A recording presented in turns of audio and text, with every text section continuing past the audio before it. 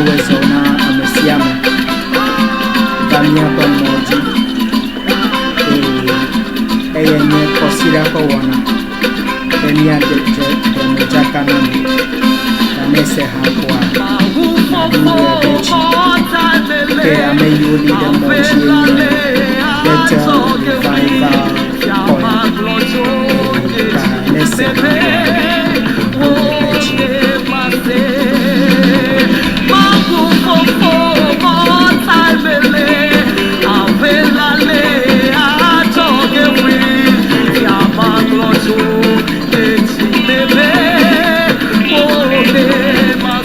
Hello, Jenia Yome. Hello, you can follow me. Need to appear that talking. Appear that talking. You can Nela Newo. Here, my decade Florida. I know the company Ever Global Multimedia. Mega Yama, the capital.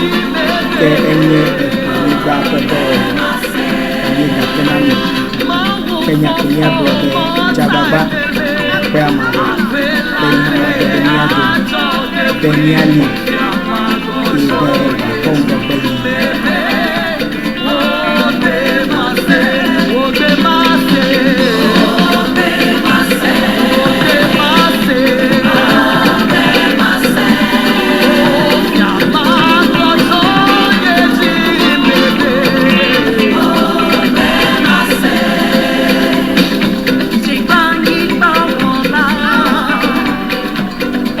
Abele ni blonde ni akwankwenye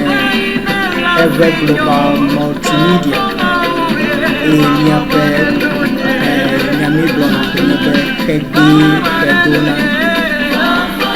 Kenya ya boblo alunya be ya boblo enye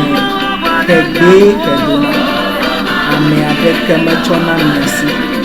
fiana egel alu egedu Wherever you bana indoor, you can away. If America Machi be Mekana, Ekanikata, Ekaniba Penyo, Ekani,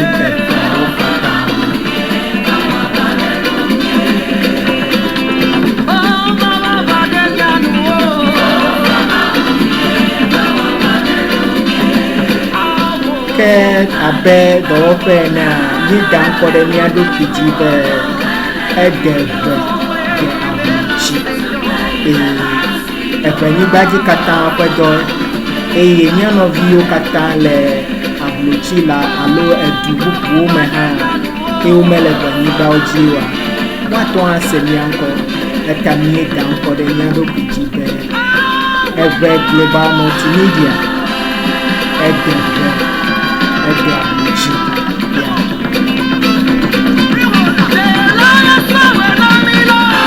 Kenya Panko Legan Koyi na Unami Aluamo Bani Wanami Nebe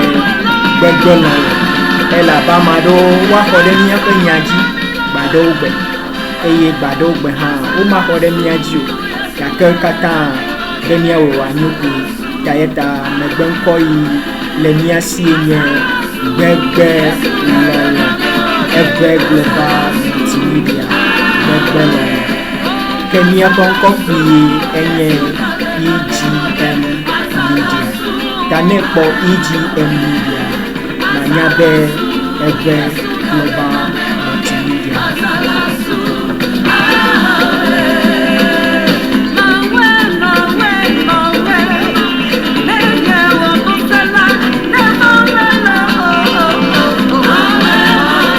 Yeah, Tanya wenye EGM Media Kedi Kaduna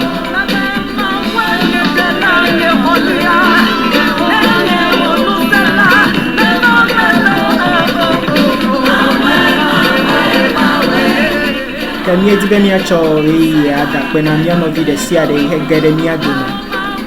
cho Baji cho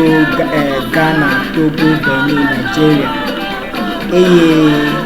ameyo le gbeta fisi afi miaƒe numekukuwo alo nuyiwo ɖeɖem fia be eveawo le xexea me dodo wokplɔ mi ɖo ta míetsɔ akpedada na mi ta ne se hã kɔa aɖi le ɖe dzi ke míaƒe dzesidea ye nye be míatsɔ ana mi ado ŋusẽ mi agakpe na mi.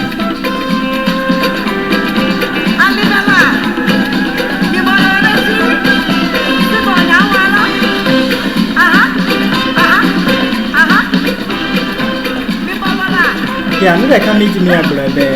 nyateƒe wònye be benyigba dzia ne míkpɔ nu wɔna geɖewo li míawɔ atɔ do mía ɖokui ɖe ŋgɔ alo ado benyigba ɖe ŋgɔ. Ame aɖewo ƒe susuwo nye be tomenuwo ko míaƒo hafi akpɔ ŋgɔgbe yi. Mawu na nunya mi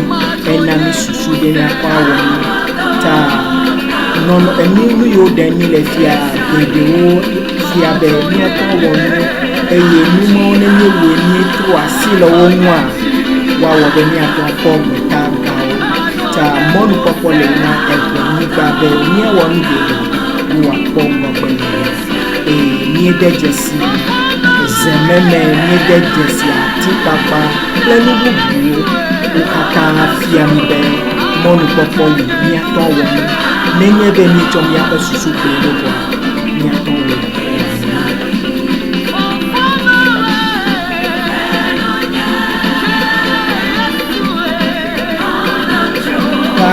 ɖeka ma gblɔe be lototo kple nya yiwo ŋlɔ míelie di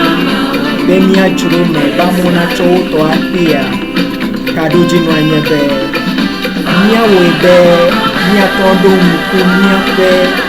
nya veviwo dzi lododo agaganawo kple ɖe sia ɖe ke nye nusɔsrɔ̃ le eveawo dome ke míayi dzi ava kpɔ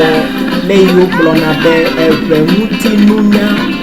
alo le yevugbe me eve literature míava koe eye mía ade kone le míaƒe agbogbo afia mía ɖokuiwo be míakpɔ akplɔ mía ɖokuiwo ke nenema ke míegblɔna dzideƒonyawo dzideƒonya ɖeka ya le mɔ dzi ɖeka le dzi be ne koea le ŋuti akpe ɖe ŋu eya ɖoko mi wɔ be míatsɔ de dziƒo na mía ɖokui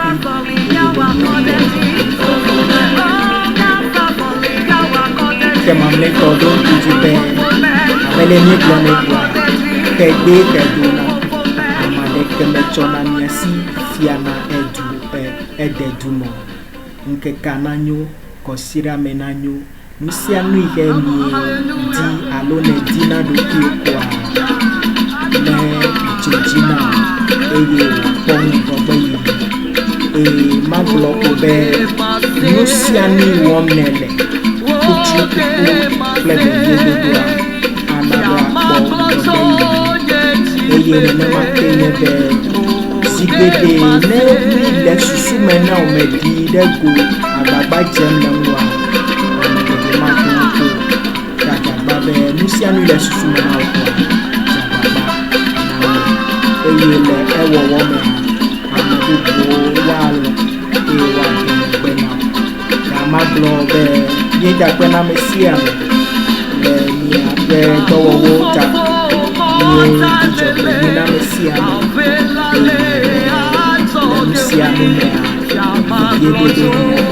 eye le veviedodo megbe nu sia nu le tia akpɔ ta míedakpe na ame sia ame míedakpe na ame sia ɖo ŋku dzi me ke